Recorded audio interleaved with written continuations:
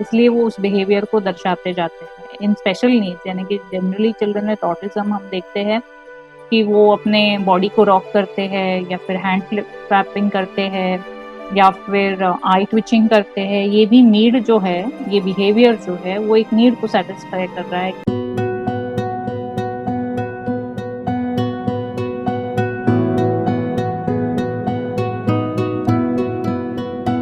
क्या आपके यहाँ भी कोई बौद्धिक अक्षमता से ग्रस्त है? क्या आप ऑटिज्म के बारे में जानते हैं? क्या आपके यहाँ भी किसी को सीखने और समझने में दिक्कत होती है? क्या ये बच्चे कभी कुछ कर पाएंगे? क्या ये हम पर बोझ हैं? क्या ये समस्या किसी को भी हो सकती है?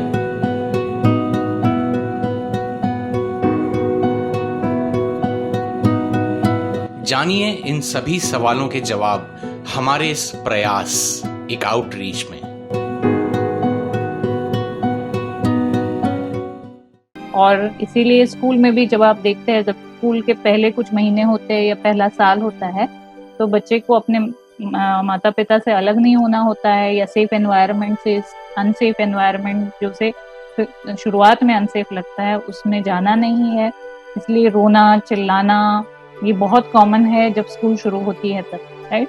तो it is again that behaviour serving a purpose to escape that person, escape that task, escape that environment. The next is you want something tangible, बच्चे को कुछ चाहिए, right? Something that the child wants for which the child is behaving like that, right? और ये आप mall में जाएंगे या डिपार्टमेंटल स्टोर में जाएंगे, मिठाई की दुकान में जाएंगे, चॉकलेट की दुकान में जाएंगे या खिलौने की दुकान में जाएंगे, तो वहां पर आप ऑब्जर्व कीजिए कि बच्चे वहां पर हमेशा there will be 1 or 2 children in these shops who are behaving difficult because they want something specific, okay? They want something at that time. This tangible thing is also what we tell parents to understand in terms of meals, okay?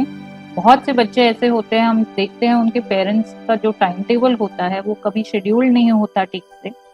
खाने का time जो है वो predictable नहीं होता, आज 1 बजे खाए, परसों 3 बजे खाए, परसों 12 बजे खाए, कभी 4 बजे खाए। Every day change, there is no schedule.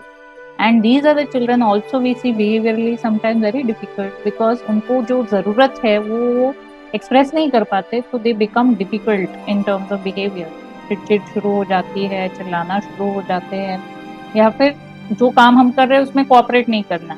हम टास्क दे रहे हैं, हम पढ़ाई ले रहे हैं या जो भी कर रहे हैं उनके साथ, उसमें कोऑपरेट नहीं करना because the child can not understand hunger and can not communicate hunger, और उससे वो बिहेवियर में ऐसे दर्शाते हैं। So tangible need that I am hungry, I need this right now, या फिर जो चीज मैंने अभी देखी है दुकान में या जो मेरा खिलौना है जो आपने कबर्ड में रख दिया है बंद करके, वो मुझे अभी चाहिए, मुझे अभी यही करना है। एक्टिविटीज के साथ भी हम ये देखते हैं, हमारे सेंटर में भी बहुत देखा है हमने कि बच्चे को अगर झूले की एक्टिविटी पसंद है तो बस झूले से उतार दो तो जोर जोर से चिल्लाना शुरू हो जाता है कि हमको यही चाहिए, हमको यही एक्टिविटी रिपीट कराओ, हमसे और कुछ नहीं कराओ। अटेंशन तीसरा बहुत जो आपने अभी पॉइंट आउट भी किया कि बच्चे को लग रहा है कि सब अपने अपने काम में बिजी है, अपने अपने काम में व्यस्त है, मुझे कोई ध्यान नहीं दे रहा है। Nobody is interested in me. Everybody is doing their own thing, so I should do something which will get attention. Okay? बहुत बार ऐसे होता है कि बच्चा कुछ अच्छे से कर रहा है तो कोई उस पर ध्यान ही नहीं देता, बिकॉज कर रहा है ना अपना काम, खेल रहा है अपने खिलौनों से, कर रहा है अपना कुछ पेंटिंग, कर रहा है अपना कुछ आर्ट एंड क्राफ्ट, टीवी देख रहा है या जो भी कर रहा है। We are not paying attention because we think the child is busy or the child is doing something of his own. But children feel that when I'm doing nice things या फिर मैं कुछ अच्छा काम कर रहा हूँ तो कोई ध्यान ही नहीं देता, तो शायद मैं कुछ गलत करूँ तो ध्यान नहीं दे, right? So then they start behaving difficult. तो जब हम पेरेंटिंग वर्कशॉप्स लेते हैं, हम पेरेंट्स को हमेशा ये याद दिलाने की कोशिश करते हैं कि जब बच्चा ध्यान से एक जगह बैठता है और कोई एक काम 5 मिनट के लिए भी कर लेता है तो appreciate that, because the child thinks that you never look at that and you only look at my problem behaviors, and thus problem behaviors increase because child feels ki great, if I do this I get these people to look at me, I get these people to pick me up, I get these people to listen to me or whatever, I get these people to behave in the way I want. So that is why attention, it is not necessarily that the child is trying to do something because you are not attending per se, but you have not attended to the positive behaviors, and thus the child has developed a pattern of getting your attention to negative behavior. Okay?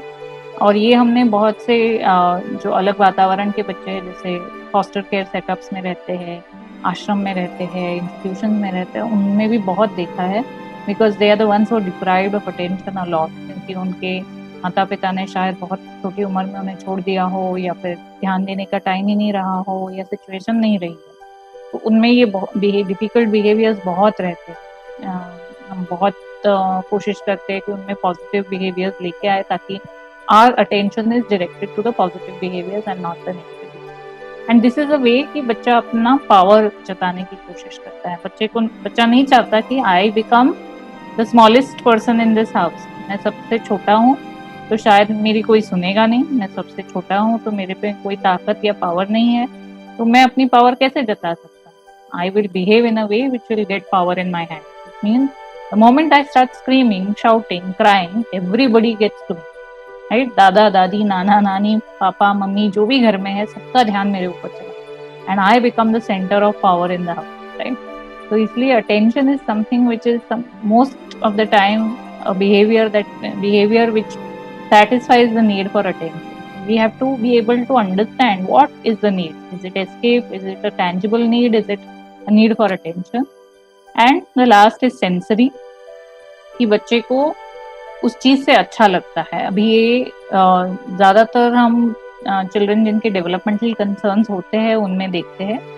Typical development में भी कुछ time तक होता है ये कि they like that particular feeling, यानी water play अच्छा लगता है, या फिर आर्ट एंड क्राफ्ट में कलर्स से खेलना पसंद है, या फिर सैंड प्ले, मिट्टी का प्ले, ये जो सेंसरी टेक्सचर मिलता है उन चीज़ों से, तो वो बच्चे को अच्छा लगता है, इसलिए they want to continue doing that, और it helps them, it makes them feel good when they are satisfying that sensory need, इसलिए वो उस बिहेवियर को दर्शाते जाते हैं। इन स्पेशल नीड्स, यानी कि जनरली चिल्ड्रन विद ऑटिज्म हम देखते हैं कि वो अपने बॉडी को रॉक करते हैं, या फिर हैंड क्लैपिंग करते हैं, या फिर आई ट्विचिंग करते हैं। ये भी नीड जो है, ये बिहेवियर जो है, वो एक नीड को सेटिस्फाई कर रहा है, एक सेंसरी नीड जो उनकी विजुअल सेंसरी नीड है, या फिर बैलेंस की सेंसरी नीड है, या टच की सेंसरी नीड है, उसको सेटिस्फाई करती है। तो बिहेवियर को इसलिए इन चारों एरियाज से समझना पहला और बहुत जरूरी फैक्टर है before you start managing behaviour. Because अगर आपने उस बिहेवियर की जरूरत नहीं समझी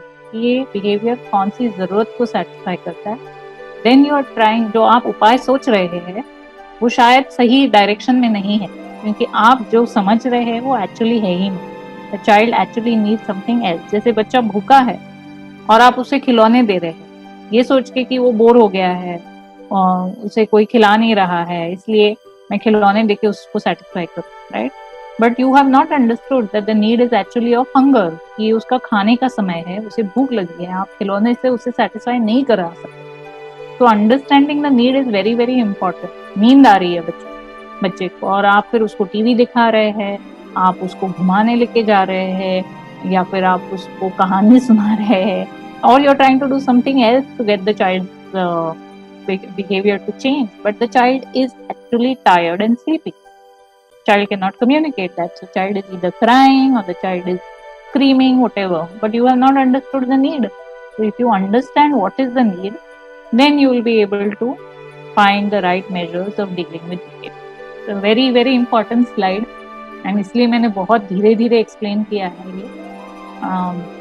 जो मैंने कुछ पीडीएफ शेयर किए और करूंगी अंजू जी के साथ, उनमें ये सब कुछ मेंशन किया हुआ है, तो आप वहां से पढ़ सकते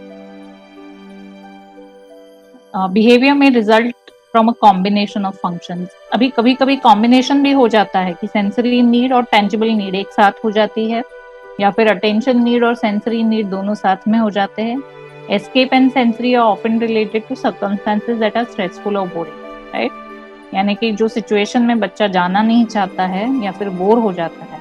बहुत बार हमने देखा है कि कुछ बच्चे शोर शराबा जहाँ होता है वहां पे जाके बहुत जोर जोर से चिल्लाना शुरू कर देते हैं, कान बंद कर देते हैं, जमीन पर लेट जाते हैं, सो जाते हैं, या फिर कुछ अजीब सा बिहेव करने लगते हैं, और पेरेंट्स को समझ में आना मुश्किल हो जाता है कि ये ऐसा क्यों करते हैं। Now that is because there is a sensory overload बच्चा उस वॉइस को, उस साउंड को प्रोसेस नहीं कर पा रहा है, it is becoming too much for the child, right. जैसे आपको वो 20 हर्ट्ज पे सुनाई देता होगा, उसको वो शायद 40 हर्ट्ज पे सुनाई देता होगा, so very loud for the child and the child wants to escape that situation, right. So that behavior is satisfying two needs, that the sensory overload need and the escape. So combination भी हो सकता है कुछ situation, and that requires a careful look. उसे ध्यान से देखना और समझना जरूरी है। इसलिए जो मैंने शीट्स भेजे हैं अंजू जी को, उसको टीचर्स अगर फिल करेंगे कोई बच्चे को ध्यान में रखते हुए तो फिर हम उस डिस्कशन को आगे नेक्स्ट सेशन में अच्छे से कर पाएंगे, because more than me telling you, you have to look at and go back to that behavior, observe that behavior. और इसके लिए हम बहुत बार ऐसा करते हैं कि हम पेरेंट्स को कहते हैं कि आप वीडियो रिकॉर्डिंग करो बच्चे की। जब आप कोई एक्टिविटी कर रहे हो और उस एक्टिविटी के लिए आपको कोऑपरेशन नहीं मिल रहा हो, या फिर अगली बार जब आप इस बिहेवियर को देखोगे तो आप पूरा फुटेज ले लो और इस तरीके से ले लो कि बच्चा कॉन्शियस नहीं हो जाए, because once children see camera देख लेते तो उनका बिहेवियर चेंज हो जाता है, या तो एक्सेसिबेट हो जाता है यानी ज्यादा हो जाता है, या फिर वो कैमरा को देखते तो फोन खींच लेते हैं हाथ से, तो they forget about the behaviour.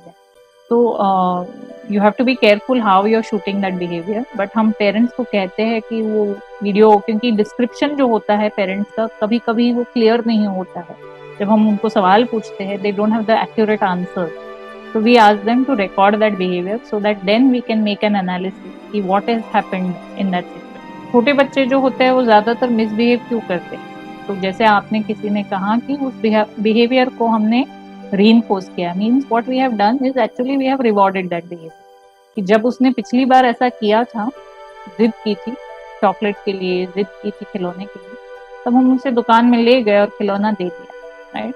तो उसे समझ में आ गया कि ये करने से ये मिल जाता है, राइट, कि ये कर दिया, चिल्लाया या फिर जोर जोर से रोए तो ये चीज मिल जाती है। तो अगली बार से ऊंची आवाज और वॉल्यूम बढ़ जाता है और जिद करने का तरीका बदल जाता है और कॉम्प्लिकेटेड हो जाता है, because child knows I will get it at the end of it. They have copied what their parents do.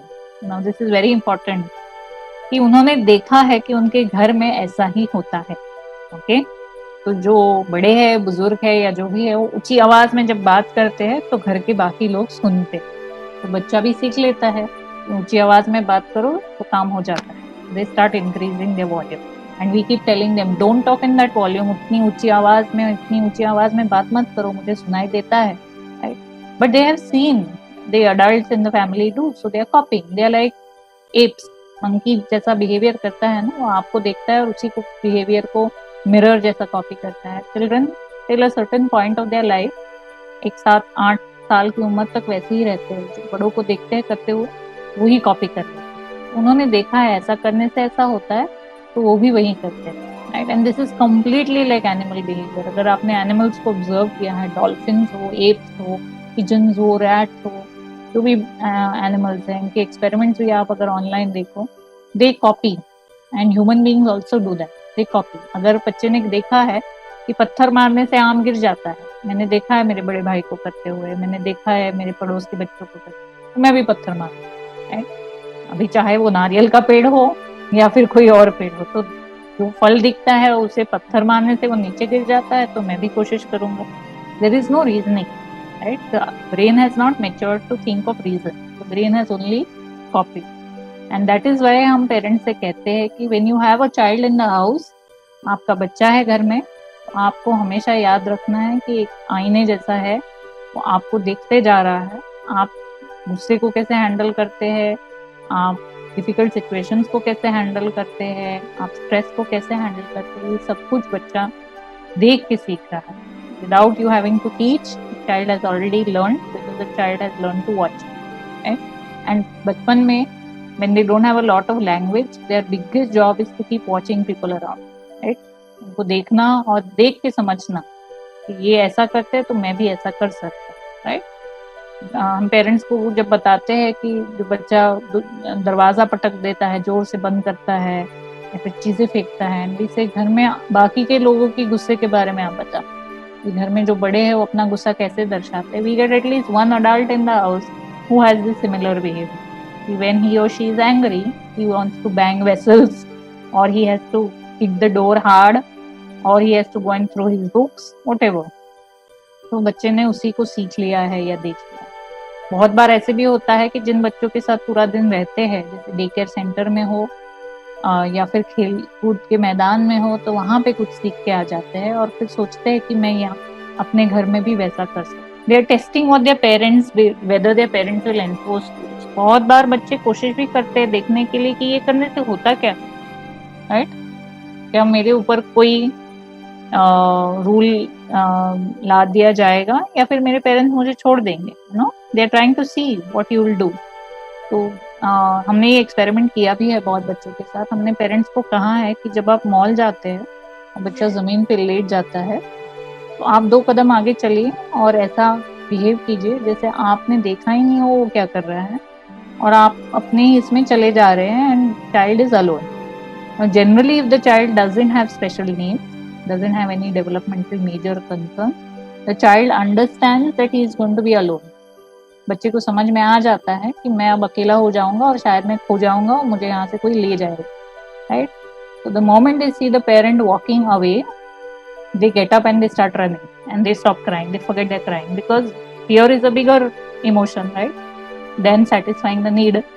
तो वो डर जाते हैं, उनको लगता है अभी माँ बाप अकेले छोड़ देंगे, हमें यहाँ से कोई उठा के ले जाएगा। So that separation anxiety is even more powerful, and the child starts running behind the parent, forgetting what he or she was crying for. So this is very important to understand. What is the child trying to see? Whether you are saying that no firmly, आप वो ना जो बोल रहे हैं, आप जो मना कर रहे हैं, वो सही है या फिर वो आप सिर्फ ऐसे बोले जा रहे हैं। थोड़ी देर के बाद वो ना को मैं हाँ में कन्वर्ट कर सकता, right? We want to just check how firm you are with your no.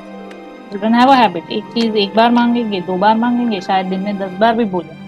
लेकिन अगर आपने सोचा है कि ये उम्र नहीं है इस चीज के लिए, ये सही नहीं है, अभी हमने ऑलरेडी बहुत खिलौने खरीदे हुए हैं, हमारे पास ऑलरेडी बहुत चीजें है, इस चीज की भी जरूरत नहीं है हमें, ये आपने तय कर लिया है, you have decided and you know your no is not going to change into a yes, then you have to just be strong on your decision. You don't have to bend down to the child and say, okay, today I will allow because dash dash dash. Well, the child learned, बच्चे ने सीख लिया कि if I say something 10 times, then she agrees, which means next day I will try, next time I will try 20 times.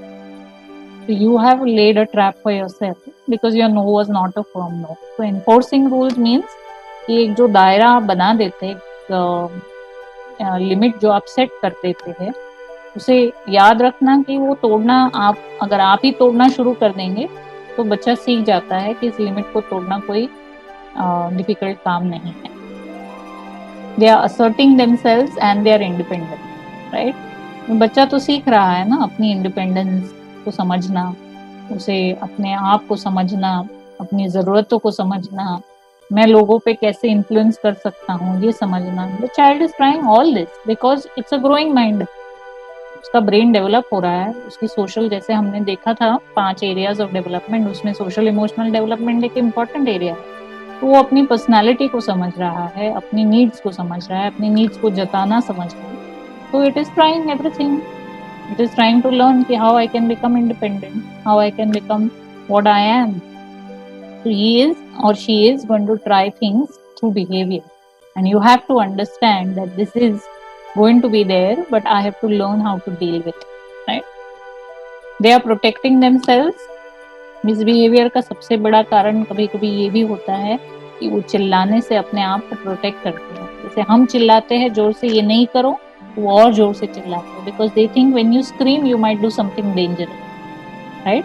जब आप चिल्लाएं उनके ऊपर, उन्हें लगता है अभी कुछ और डरावना होने वाला है, इस वॉल्यूम के आगे कुछ और भी है, तो वो और जोर से चिल्लाना शुरू करते हैं या और जोर से रोना शुरू कर देते हैं, because they are scared and they want to protect themselves. तो most of the time we have told parents, और हमने देखा भी है बहुत सारे वीडियो फुटेजेस में, कि जब पेरेंट्स अपनी आवाज़ को ऊंची करते हैं या फिर हाथ ऊंचा कर लेते हैं मारने के लिए बच्चे को, the behaviour version, right? Behaviour और खराब हो जाता है बच्चे का उस समय में, क्योंकि बच्चा डर जाता है। अपने सुझाव या जानकारी स्क्रीन पर दिए गए मेल आईडीज या फ़ोन नंबर्स पर आप साझा कर सकते हैं।